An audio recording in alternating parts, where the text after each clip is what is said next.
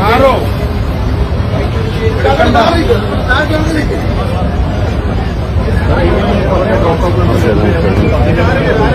ഒരു തള്ളിക്കയറ്റം ഉണ്ടാവില്ല. ഫോട്ടോഗ്രാഫേഴ്സ് അല്ലാത്ത മാധ്യമ പ്രവർത്തകരല്ലാത്ത എല്ലാ ആളുകളും ഉദ്ഘാടന പരിപാടിയില് സ്ത്രീകളല്ലാത്ത മാധ്യമ പ്രവർത്തകരല്ലാത്ത ആളുകളാണ്. നമസ്കാരമുണ്ട്. ഇപ്പൊ കണ്ട കാഴ്ചകൾ ഇന്നലെ നമ്മുടെ ഈ KSRTCയിലെ സ്ത്രീകൾക്ക് ഫ്രീ യാത്ര അനുവദിച്ചുകൊണ്ട് ഉദ്ഘാടനം നടന്നല്ലോ. അതോടനുബന്ധിച്ചുണ്ടായ തെക്കും വടക്കും നടന്ന രണ്ട് കാഴ്ചകളാണ്. ഒന്ന് എനിക്ക് തോന്നുന്നു തിരുവനന്തപുരത്ത് മന്ത്രി ജോണൊക്കെ ഉണ്ടായതുകൊണ്ട് തിരുവനന്തപുരത്ത് വെച്ച് നടന്നതായിരിക്കാം. മറ്റൊന്ന് ഇങ്ങ് വടക്കൻ ജില്ലകളിലായ കോഴിക്കോട് പേരാമ്പ്ര ഭാഗത്ത് നടന്നതായിരിക്കാം. അവിടുത്തെ സ്ഥലം MLA ആണ്. അവരാണ് ഒരു ഷോ കാണിക്കുന്നത്. മറ്റിടത്ത് ഷോ ആണോ അല്ലേ എന്ന് നമുക്കറിയില്ല.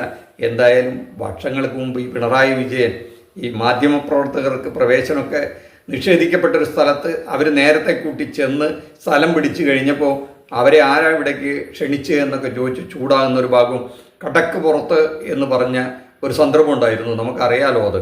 ആ ഒരു വാക്കും വാചകമൊക്കെ ഉപയോഗിച്ച് ഇന്നും പിണറായി വിജയനെതിരെ വേട്ടയാടിക്കൊണ്ടിരിക്കുന്നുണ്ട് പ്രതിപക്ഷ കക്ഷികളും മാധ്യമപ്രവർത്തകരും. ഇവിടെയും നമ്മുടെ മന്ത്രി ചെയ്തിരിക്കുന്നത് ഈ ബസ്സിൽ നിന്ന് ഇറക്കി വിടുകയാണ് മാധ്യമപ്രവർത്തകരെ. അവിടെ അവരുടെ ആവശ്യമില്ല എന്ന് തന്നെയല്ലേ ഉദ്ദേശിക്കുന്നത്. ശരിയായിരിക്കാം, എന്താണ് അവിടെ ഉണ്ടായത് എന്ന് നമുക്കറിയില്ല. ഇറക്കി വിടേണ്ട സാഹചര്യം ഉണ്ടായിരുന്നോ എന്നറിയില്ല. എന്തായാലും ഈ ജനങ്ങളിലേക്ക് മാധ്യമപ്രവർത്തകരിലൂടെ ആണല്ലോ ഈ വിവരങ്ങളൊക്കെ എത്തിക്കുക. അവരെ ഇറക്കി വിട്ടാൽ ഈ കാഴ്ചകളൊക്കെ കാണാൻ പറ്റുമോ? എന്തായാലും ഇലക്ഷൻ വരെ ഇവരൊക്കെ ഇവരുടെ വേണ്ടപ്പെട്ടവരായിരുന്നു.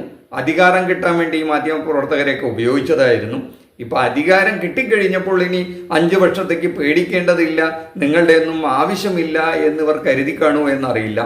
മുൻ സർക്കാരിനെതിരെ എന്താരോപണമാണോ ഉന്നയിച്ചത് അതേ ആരോപണം ഉന്നയിക്കാനും അധിക്ഷേപങ്ങൾ ഉന്നയിക്കാനും ഇവർ തന്നെ വഴിമരുന്ന് ഇട്ട് കൊടുക്കുന്നതിൻ്റെ ലക്ഷണങ്ങൾ ആൾറെഡി 30-35 ദിവസം പോലും ആയില്ല.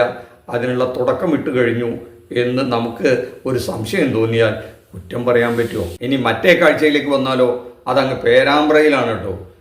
അതോ സ്ഥലം MLA ആണ്. എന്താണ് അവർ വിളിച്ചു പറയുന്നത്? ഈ ബസ്സിൽ സ്ത്രീകളും മാധ്യമപ്രവർത്തകരും അല്ലാത്ത ആരും കയറണ്ടെന്നാണ് പറയണത്. അതെ, പ്രൈവറ്റ് ബസ്സല്ല, KSRTC ബസ്സാണ്. ആണുങ്ങൾക്ക് കയറാൻ പാടില്ല എന്നുള്ളൊരു ധ്വനി അതിനകത്തില്ലേ? സ്ത്രീകളും മാധ്യമപ്രവർത്തകരും മാത്രമേ, എന്തോ സ്ത്രീകളായ മാധ്യമപ്രവർത്തകർ എന്ന് പറഞ്ഞില്ല. അപ്പോൾ ഈ സ്ത്രീകൾക്ക് സൗജന്യം കൊടുക്കുന്ന ബസ്സിൽ അത് ലേഡീസ് ഓൺലി ബസ്സൊന്നുമല്ലല്ലോ, പുരുഷന്മാർക്കും കയറാൻ പറ്റുന്ന ബസ്സായിരിക്കില്ലേ?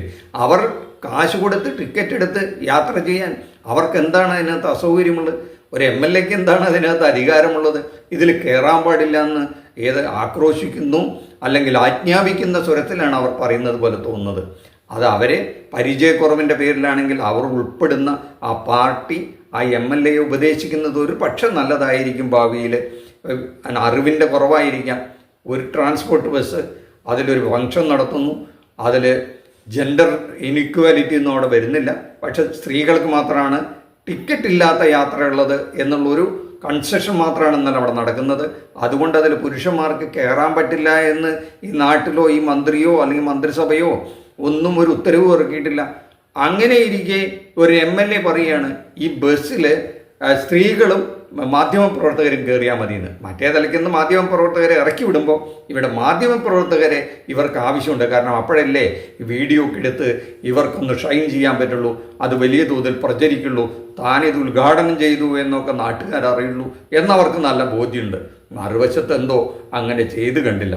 എന്തായാലും ഈ രണ്ട് കാഴ്ചകളും മലയാളി കാണേണ്ടതാണ്. നമ്മുടെ പ്രേക്ഷകർക്കും ഇതിനെപ്പറ്റി അഭിപ്രായം പറയാം കേട്ടോ. ഇനി ഇത്തരം കാഴ്ചകൾ എന്തായാലും സുലഭമായിരിക്കും എന്നുള്ള കാര്യത്തിൽ സംശയമില്ല. നമ്മുടെ നന്ദി, നമസ്കാരം. ഈ ചാനൽ ഒന്ന് സബ്സ്ക്രൈബ് ചെയ്ത് വെച്ചോളൂ. Once again thank U.